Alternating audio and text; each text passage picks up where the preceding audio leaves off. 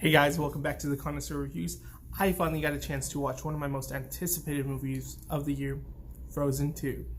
And I love the first Frozen. If you've seen my build-up videos to the release of Frozen, basically, Frozen 2, you've seen that I'm a huge Frozen fan. I love the movie. I think it's great. It's well directed. It's shot very well. The animation's gorgeous. The music is phenomenal.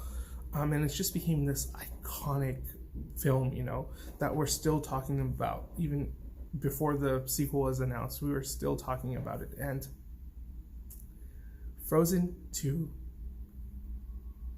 is not as good as the first one, but that's not to say it's not a wonderful movie. It is really good. It is more mature. It is more dark. The film itself feels like it's aging with its audience, because the people that watched the first Frozen were probably 9, 10-year-old girls. Now they're probably 14, 15, 16-year-olds. It's aging with its audience, and that's amazing about it. And it feels like it's a more mature movie. The story itself is trying to be more mature about self-discovery and being your own self and trying to make the right decisions, even if the world is telling you otherwise. And that in that realm, it's great. Anna and Elsa's dynamic is just as good as the first one, if not more explored. I love that we get to see a little bit more of the parents. It's not just a little scene like in the first one. We actually get to delve into their backstory a little bit, as well as how Elsa got her powers. And it is like this big epic adventure. However, the story itself kind of falters because it becomes predictable, and while it's trying to stray away from and become a little bit more on the mature side, it tends to goof off a little bit and go and do these silly predictable stories. They're like, hey, we're still making a movie for kids. It's a family film, don't get me wrong, but they just tend to do these things where they're like, we can't go too complex with the story, because they bring up these really complex ideas, and they kind of okay, we have to make it a little black and white for the little kids. We can't have this ambiguous movie. So that part, it kind of disappointed in that sense. However, the animation is way up. It looks gorgeous. The movie is just breathtaking to look at. Elsa's ice powers, the water horse that we see in the trailer, all this stuff just looks gorgeous. The action sequences rival anything Marvel's done this year.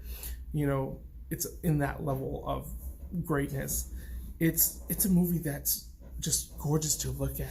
If you just take a time to just appreciate the artwork and the animation, you're just mesmerized with it. We get to see more of the land. We get to see more than just snow. We see fire. We see leaves. We see all sorts of stuff, water. So it's incredible to look at. And with that, I think the biggest draw of the movie is going to be the songs. The songs are great. I don't think anything hits the high levels of Let It Go, but man, are the songs catchy. The thing with it is that lyrically, it's a little bit more complex. It's a little bit wordy than what we had from the original Frozen. So I think Robert Anderson Lopez and his wife tried to do was, have a little bit more complex music going on. This movie does feel more like a Broadway show than it does a movie per se. It feels like the songs are blending into each scene, and it's telling a story, and it's trying to be wordy and playful, and it becomes a little complex in that sense. But the songs are good. The score of the film is phenomenal. It's haunting. It's magical. It's this sense of wonder to it that I can't explain. The score is really good. It's a step up from the first movie, especially the chanting that Elsa hears is just so chilling. And Idina Menzel's voice, goosebumps, the first song she sings in the movie. I'm just oh yeah, she's phenomenal. And Anna gets a great song. Olaf gets a fun little number. But I think the standout, which was a surprise to me, is the Kristoff song in the movie. It's this 80s love ballad, kind of rock and roll love ballad. Feels very much in Elton John's vein of work, and it's just so good. And the sequence that accompanies it is an awesome music video of itself. They should just drop that online and make it the new Let It Go, and people will fall in love with it. I loved it. And there's like goofy little subplots in the film that are fun.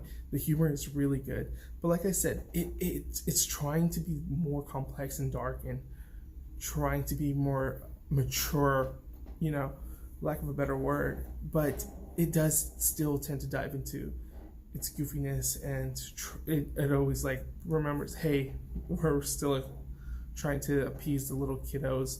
But other than that, it's still a wonderful movie. It lives up to the legacy of Frozen. It's a great companion video. If you watch Frozen 1 and then Frozen 2, you are not going to be disappointed. Like, by a lot, you're just going to be like, okay, it's not as good as the first one, but I learned so much from it, because the highs in this movie are really good. Having said that, I'm going to give it a 4 out of 5.